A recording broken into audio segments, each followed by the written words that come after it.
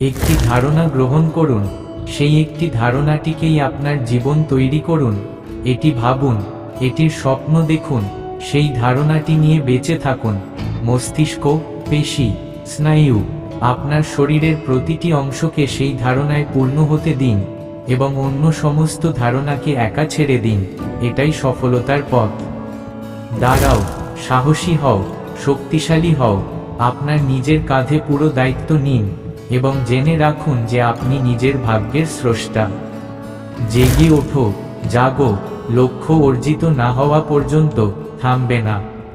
নিজেকে এবং আপনি যে সমস্ত কিছুতে বিশ্বাস করুন, জেনে রাখুন আপনার ভেতরে এমন কিছু আছে যা যে কোনো বাধার চেয়ে বড়।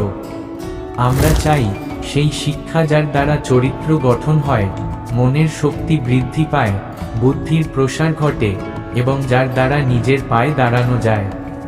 প্রকৃত শিক্ষা হলো শারীরিক, মানসিক ও আধ্যাত্মিক শক্তির সুসংগত বিকাশ।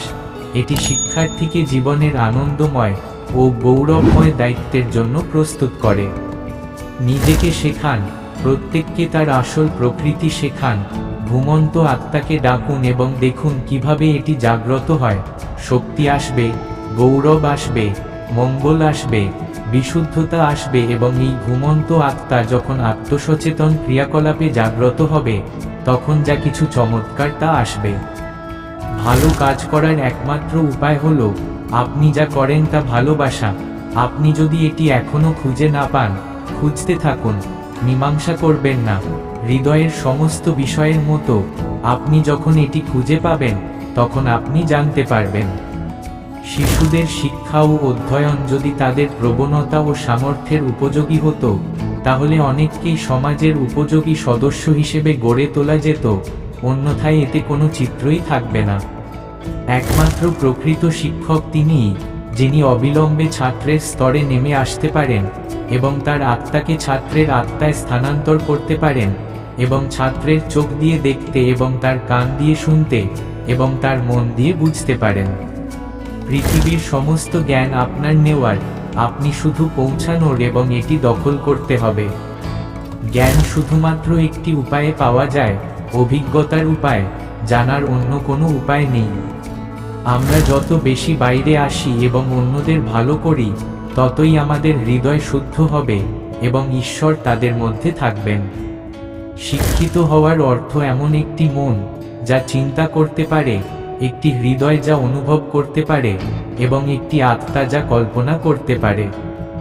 সর্বোচ্চ শিক্ষা হলো সেই শিক্ষা যা আমাদের কেবল তথ্যই দেয় না, বরং আমাদের জীবনকে সমস্ত অস্তিত্বের সাথে সামঞ্জস্যপূর্ণ করে তোলে। তুমি যা ভাবো তাই হবে। নিজেকে দুর্বল ভাবলে দুর্বল হবে। আপনি যদি নিজেকে শক্তিশালী মনে করেন, তবে আপনি হবেন। শিক্ষার লক্ষ্য পেশাদার তৈরি করা নয়, বরং এমন লোক তৈরি করা যারা জ্ঞানের শক্তি এবং বিশ্বকে আরও ভালো জায়গা করে তোলার জন্য এর প্রয়োগ বোঝে। সব ধর্মের সারমর্ম একই, তারা শুধুমাত্র তাদের কর্ম এবং আচারের মধ্যে ভিন্ন।